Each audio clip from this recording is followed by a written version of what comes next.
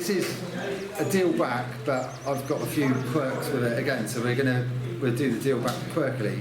So we've got, again, with size 12. So we get that. Yeah. Close the trap.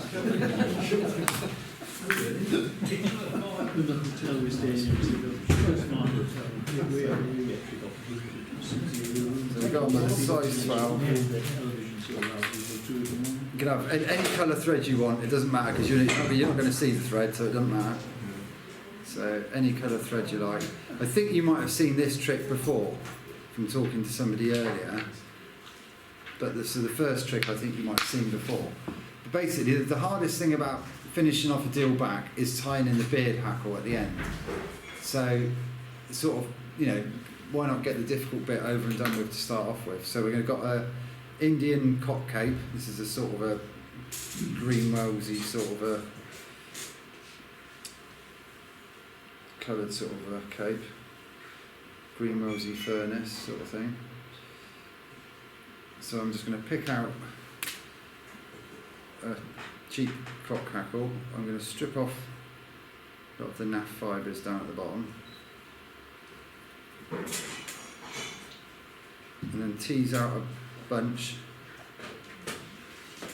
align them so that they're sort of 90 degrees to the stem. We've got all the tips to line up. So once I've got all the tips lining up, hold on to them securely, and like we did before with the marabou one, zip it like a banana, peel it off the stem. Now, I've done that specifically that way, so the tips are pointing that way. We want the tips to be taken off the stem in the right direction to how you're going to apply them to the hook. The more I mess about with this, the more chance they're all going to get out of line and in a mess. So literally I can transfer this straight down there. So I'm just going to swap hand once and then that's it. So I want to line these up. Yeah, sorry. but you get the idea. Minimum, if you keep swapping hands, they're all going to get out of line. So I want to offer these, I'm going to put these on top of the hook shank. So they're protruding, not quite a full hook shank, we'll get it on there and have a look anyway, we can always adjust it a bit. So a turn on there, a couple of turns going forwards, just sort of check the length, so it looks like it's going to be a little bit long I think, so I'll just pull it back. A tad, that'll do. Take a couple of turns. Now, I'm going to tease half of the fibres my side, half of the fibres your side. Just tease it down, either side of the eye, and keep winding forwards. This is a bit fiddly. Once you've done it a few times, it's easy. But I think you might, if you had Tom Bird here tying, he does this. I did a step-by-step in the first lockdown, and I know he likes using this method. So I've now gone right up to the eye. Basically, that's the beard hackle half done. When we finish the fly, all we've got to do is bend that back. And that's the beard hackle tied in, so you've got no trying to trim off the ends and tie it in last thing, it's done.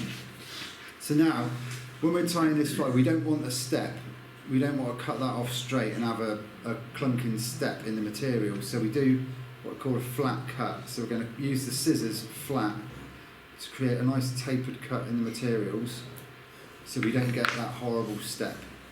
So now we just cover up those. Continue towards the rear, and the same procedure but in the other direction. So now I'm going to point the fibres that way because it's going to be a tail. Line up the tips, unzip it off, offer it up, and then tie that in. So there's our tail. Pinch and loop it on top, try and keep it on top of the shank. So I like to tie my deal back slightly short on the hook, so it sort of reflects the proportions a bit. But a great way to judge your proportions is to use your scissors. So I can use your scissors like a pair of sort of compasses or calipers. So you could measure the shank of the hook with your scissors. Say it's that long. And you can go back and measure your tail. So you can compare proportions using the scissors. If you want to be anally get your proportions right. If you're tying a batch of flies for a competition or something, you want all the tails to be exactly the same length as the shank. That is a good way to just check. So same drill as before. We'll cut off with a flat cut, and then just tidy everything up. Rib joint. Should we go for red or chartreuse rib? Red. Red? Red. Right. So you're going to tie, it's going to be a holographic deal back, but we're going to keep the rib in a bobbin holder. So it'll all become apparent later.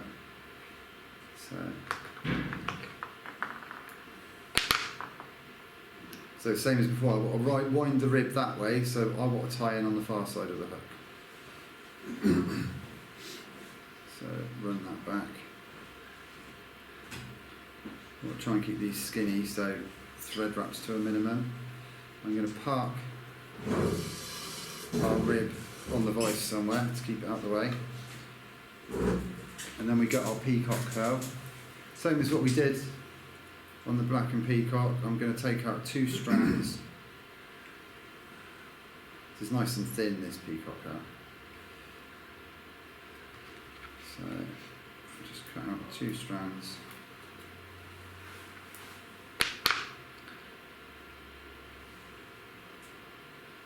Tie them in by the tips. I'll just cut off the ends just so they line up.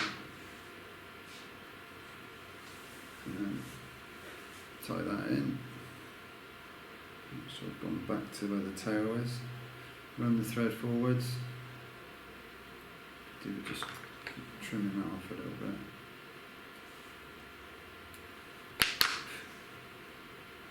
Nice and tidy is where you go. Park the thread back at the eye of the hook. And then we're going to wind our whole body forward.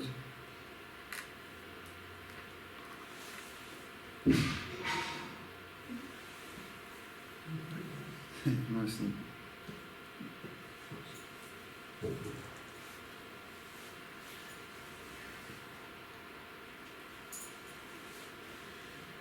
there's a nice whole body all the way up, right up to the eye.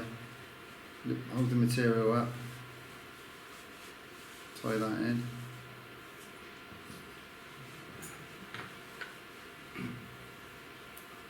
And get our rib, which we've got on our bobbin holder.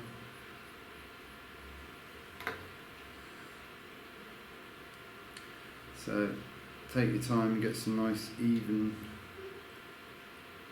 turns of the rib. So what we're going to do on this, we're going to have a holographic head as well. So we're going to use the same rib material. So go up to the eye, tie that in. So do not cut off the holographic. So now we're going to lengthen that and park it out of the way again. Back here somewhere.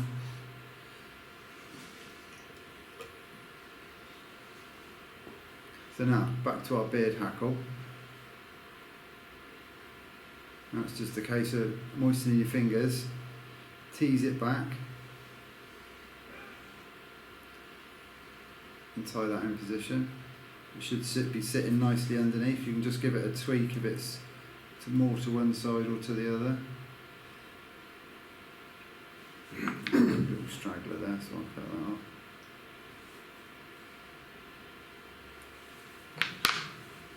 So try and keep the head nice and small because we've got our sort of second head to go over the top. So I'm just going to whip finish there. This one's not that neat. I got a neater one I tied earlier, luckily. So whip finish, do away with that. A little bit of varnish on the head. See, this is a bit tricky, but again, this is once you've practiced a few of them, it's a nice effect to finish off. You can do it with any flies, it's just a nice effect to finish off.